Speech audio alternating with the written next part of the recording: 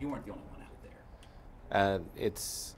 I would like to be able to tell everyone's story from that night. There's a lot of stories from that night, and too many acts of bravery to count. Selfless and just courageous. What people are capable of doing in a situation like that.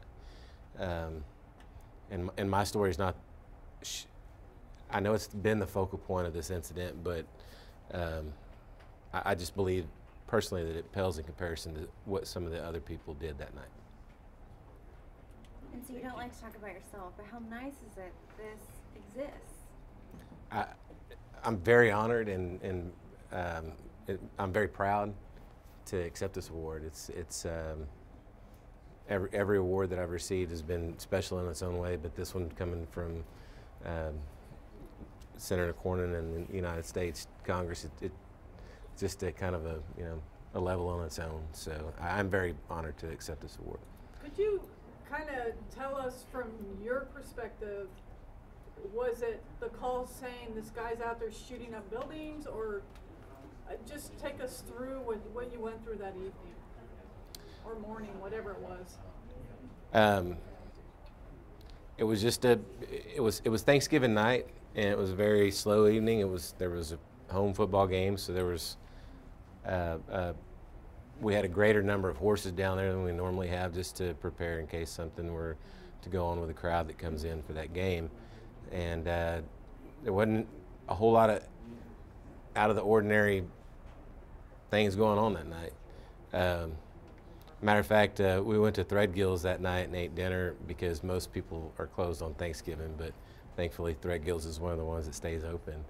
And I had gotten pie for dessert, so I figured I'd indulge that night, and it was pumpkin pie, I believe. And when I tasted it, it was weird because it wasn't sweet, it didn't have any flavor, it tasted like cardboard, and they said, we had a bad pie earlier that we forgot to put any seasoning in, and that really was the most memorable thing leading up to that night, towards the end of the night. But so I got another piece of pie to go.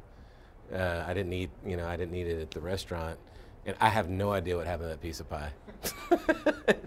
It disappeared, and so never got to enjoy my pie after everything happened. But now, as we heard the radio calls coming out and coming back to the police station,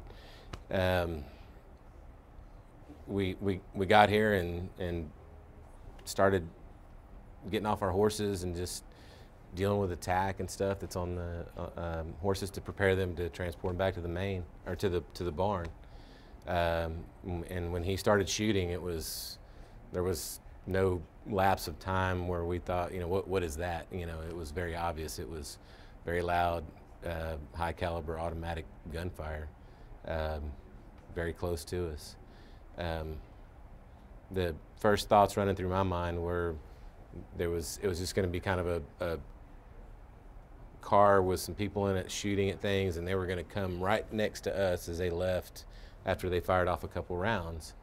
And so I was trying to figure out what we were going to do as they drove by us, because I didn't want them to drive by and shoot at us. That didn't happen, obviously. He was a lone gunman in that car. And as time went by, it became apparent that he wasn't going anywhere. And at that point, after everybody had started, I had the two horses, and there were officers trying to make their way safely to get closer to him. He went through about 4 magazines and then started to reload. And that was when I was able to take aim and felt like I had a comfortable shot.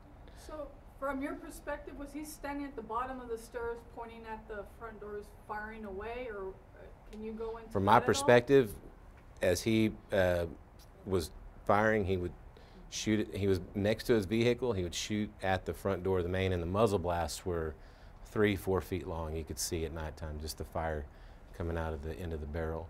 But he would shoot at the police station, and he turned his fire towards us, and he actually walked around his vehicle towards the sidewalk area where there's kind of this grassy area and stuff. He was back there for a few minutes, and then he came back to his car. He was there for several long moments before we ended it. So These, you know, we in these high-profile incidents, we rarely hear from you guys who respond to them. What, I mean, with Orlando, San Bernardino, do you know these incidents are becoming more common? Do you worry about that? What do you think the public should know about that? it's just a situational awareness. Everybody should have situational awareness, and I even preach it to my family to know what's going on around you. Anybody can stop a situation.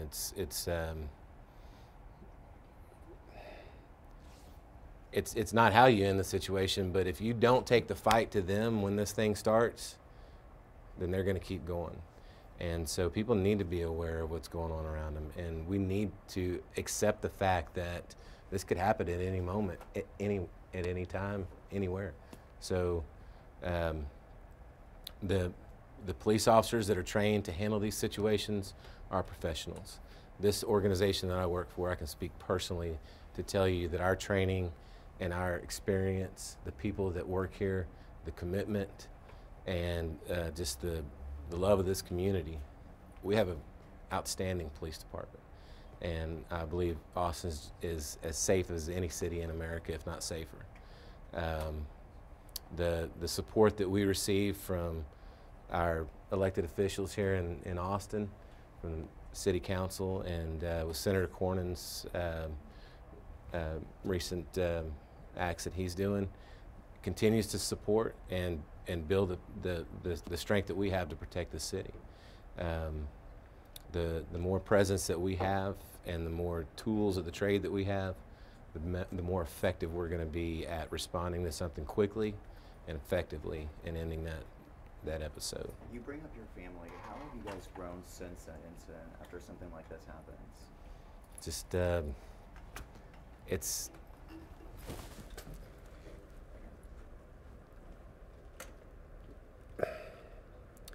we've grown more together. Makes you appreciate things in life, knowing how precious life is. So it's I don't know what else to say. It's just everything that happens in life makes you appreciate the ones that mean the most to you. Thanks. Thank you very much. Great job, Good. Sergeant. All right. I think I might